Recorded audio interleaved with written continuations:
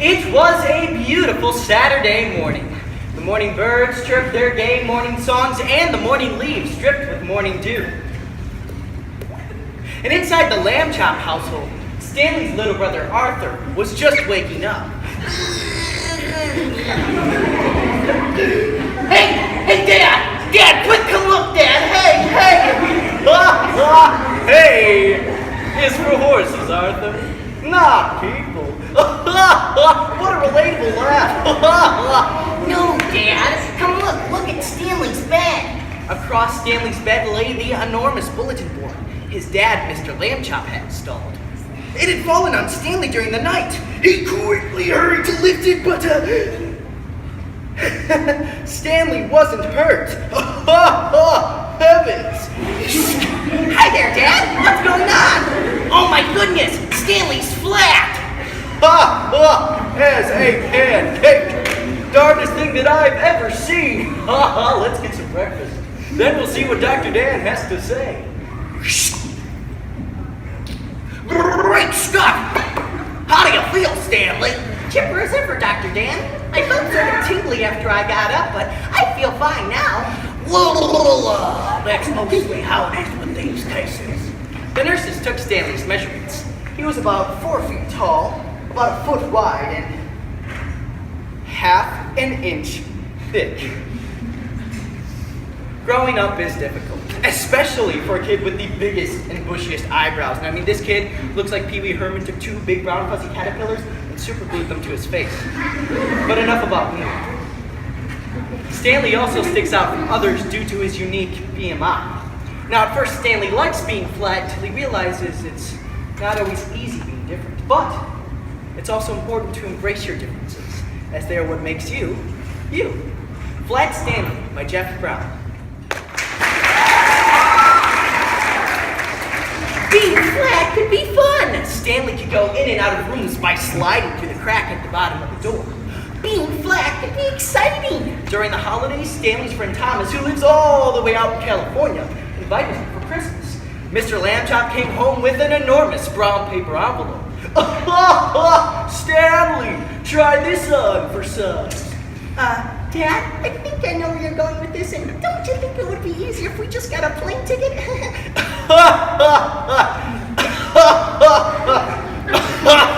Nevertheless, Stanley slid into the envelope and his dad mailed him from the mailbox on the corner. Stanley had a fine time in California, and Thomas's family returned him in a beautiful white envelope that they had made themselves. So glad you're home, Stanley. The very next day, Stanley and Mr. Lambchop met up with their neighbor, Mr. O.J. Dart, director of the famous Museum of Art. Another valuable painting was stolen from the famous Museum of Art. Last night, police suspected snake thieves who were connived by sneakering, which makes them very difficult to catch. Dad, I have an idea, Mr. Dart. Mr. Dart, I have an idea.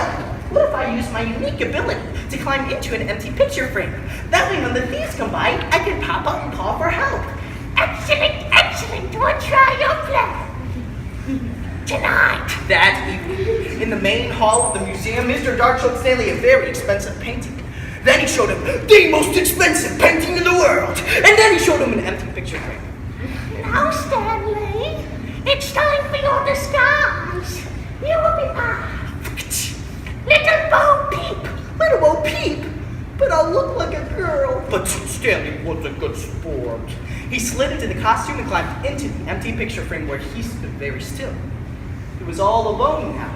Who knows, maybe the sneak thieves won't come tonight. But as soon as he said that, a glow of yellow light shone in the center of the hall. A trapdoor opened in the floor, and the sneak thieves entered. Yeah, Max, this is it, Max. A very expensive painting, Max. Yeah, see? Yeah. Oh, Max, the most expensive painting in the world. Yeah, see? Yeah, and then there's this one. Oh. Hey, Max, I thought sheep girls were supposed to be smiling. That one looks scared. She is smiling at Luther. Sorta. I mean, if you look at it from the right angle, and what a pretty little thing she is, too. Police, Mr. Darth, snake thieves are here. Help, help. Hey, Max, did I just hear a painting yell? Oh, boy. Yelling paintings. I need a rest. I think we both need a rest. You'll get arrested, all right. You'll get arrested. Right now. They were handcuffed and quickly led away to jail. The very next day, Stanley's picture was in all the newspapers. He became somewhat of a local celebrity. Oh my gosh, Agnes, look over there. It's Stanley Lambchop, the boy who defeated the museum robbers. Hello, ladies. But soon everybody's attitudes began to change. Oh my gosh, Agnes, look over there. It's Stanley Lambchop, that super weird, ugly, disgusting, two-dimensional boy. Oh, one night, Arthur awoke to the sound of Stanley crying. Stanley, what's wrong? It's not fair, Arthur. It's not. At first I liked to be flat. I did. But then I realized I couldn't catch a ball anymore. I couldn't ride my bike. Oh, it's just not fair, Arthur. You're brave, Stanley. You truly are. Wait, I have an idea. The old bicycle pump. The old bicycle pump? Oh, the old bicycle pump, okay. Okay, great. Here we go, Stanley.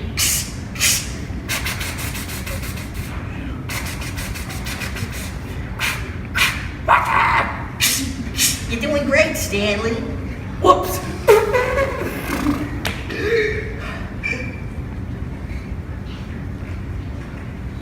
Whoa. Look at the thickness. Thank you, Arthur.